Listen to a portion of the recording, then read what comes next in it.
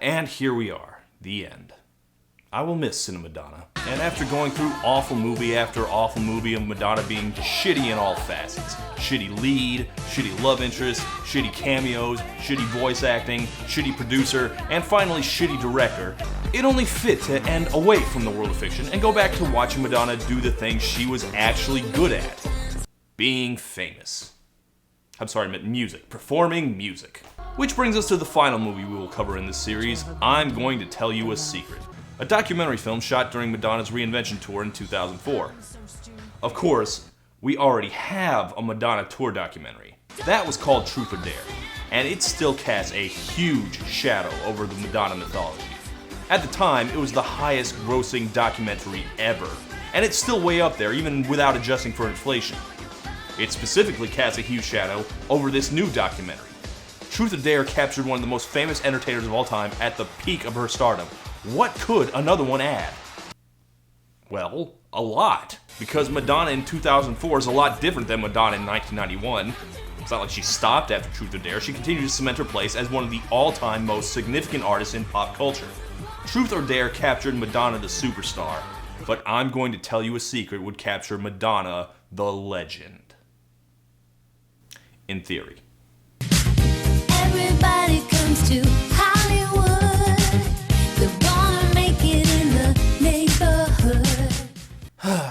I wanted to end this series on a bang, but yeah, this is still kind of a damp squib to go out on. Most tour docs don't make a whole lot of waves, but it really seems like this one should have gotten a little more attention. It's Madonna, the icon. How could this go wrong? And I saw a beast rising out of the sea with 10 horns and 7 heads, and a blasphemous name upon its head. And to it the dragon gave his power. Is that the Book of Revelation? I heard a great voice from the throne saying... Okay, first off, this is clearly the wrong music. Help me. I broke apart my answer. There we go. Okay, the first thing you need to know is that this is directed by Jonas Ackerlund, a music video director who is not known for his restraint. So everything is a little over-edited. Yeah. Look, this is how he introduces Madonna's dancers. If you're straight and you don't go to a titty bar, there's a problem. Yeah, titty bar. This is the story of 7 dancers picked to live together in a house. Find out what happens when people stop being polite. So yeah, the Book of Revelation. To me, the beast is the modern world that we live in, the material and other world, god stuff. World. As you can see, this is going to show Madonna being a little more high-minded than in Truth or Dare, where she recited poetry about farts. Yep, none of that toilet humor here. I have to pee. You don't want to hear me pee. Get out. Get out! Okay, less toilet humor here. But anyway, back to the original question. Why do we need another Madonna documentary? Obviously, because Madonna's made a lot of good music since then. The back half of Madonna's career has no shortage of classic blockbuster singles. Matter of fact, what are we waiting for? Let's hear it!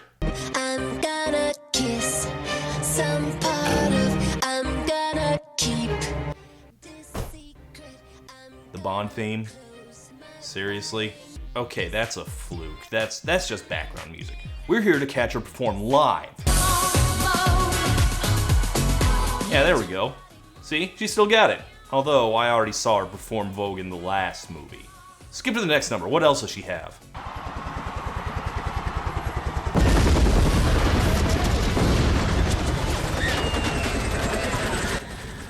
What?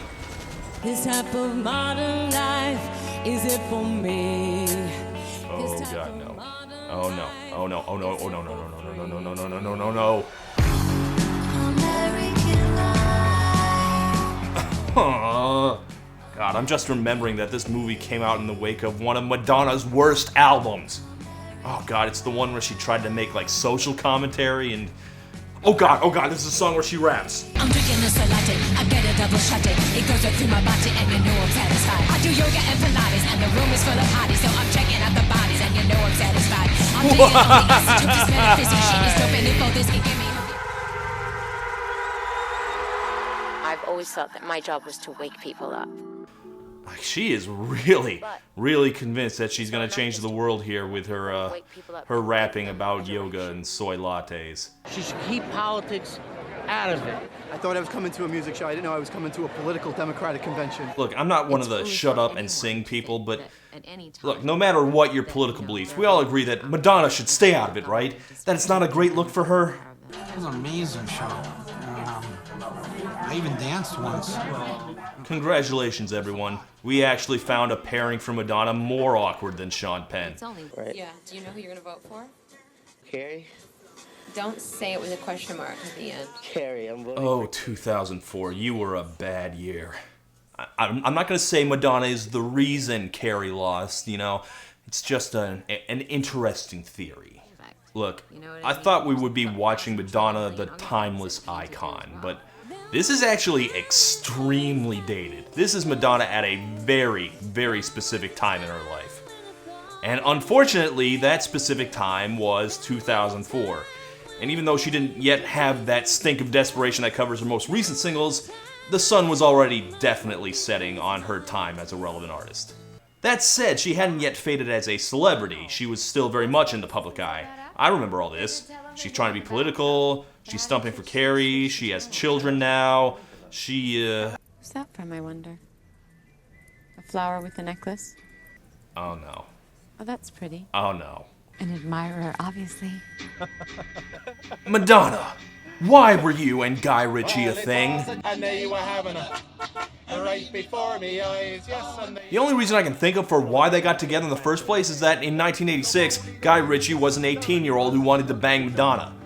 Other than that, what is pop singer slash spiritualist slash gay icon Madonna doing with Guy Ritchie, king of the blokes?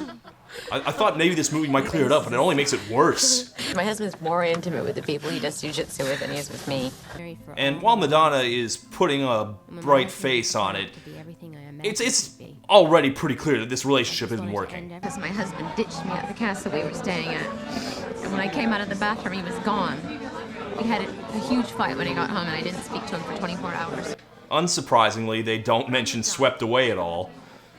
A look into their disintegrating marriage would be a lot more interesting, but I get the feeling that Madonna doesn't want to be too honest or revealing about this.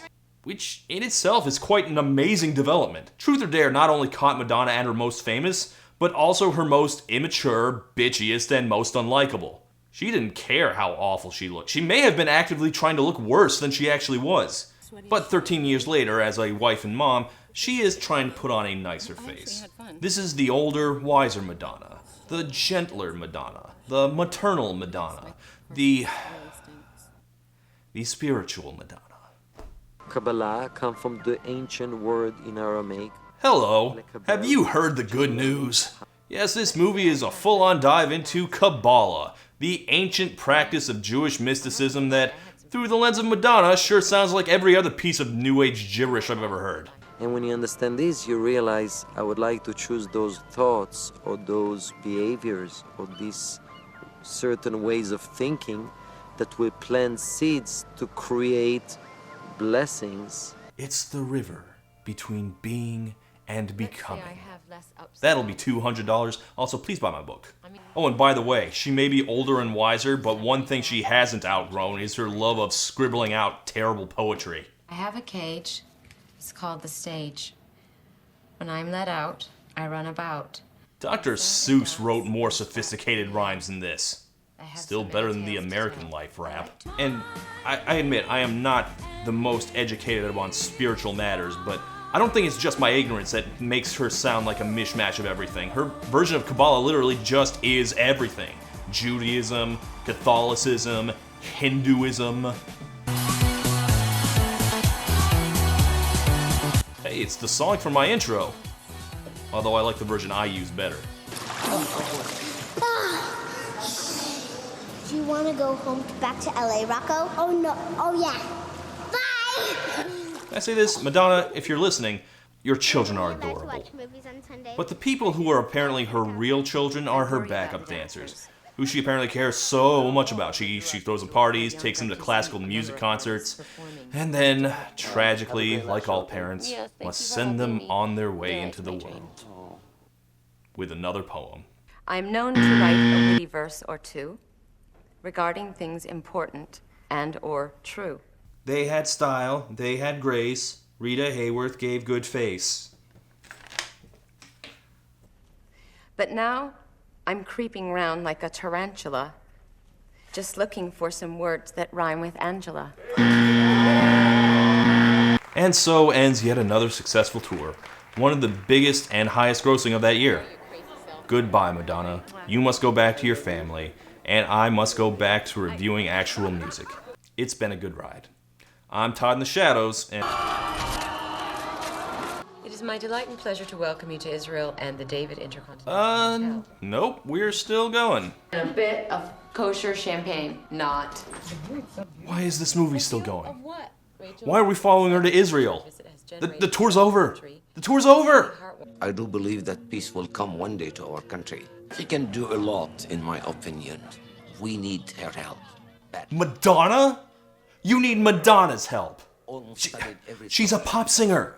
She's not a world leader. She's only been an activist for like a year. The woman is famous for wearing a cone bra and thrusting her crotch in public. She's not going to solve the Middle East. Did you say that just to get in the movie? Hey, Madonna, I think you are basically the new Mother Teresa. Here, put me in a movie. We teach children what we are trying to learn as adults. Children are more open. They are more alive. They're not thinking, oh, he's a Muslim, or she's a Jew. They do not judge one another by the color of their skin or the style of their headdress. What? Sometimes Do you know anything about children? Children are cruel and awful. Is there another song at the end of this? Please, just sing the song and we can go home. Imagine there's no countries. Are you kidding me? Ending your plea for peace by singing Imagine is like having Good Riddance Time of Your Life as your graduation theme. It just shouldn't happen anymore. You know, I've watched a lot of these rock documentaries, and they usually go out of their way to make their subject look bad. I mean, Truth or Dare sure did. Didn't look like this movie was going in that direction, but as we move towards the end, we finally have the unflattering celebrity portrait we needed. Madonna, the poor man's Bono. Oh God, please just take us to the end.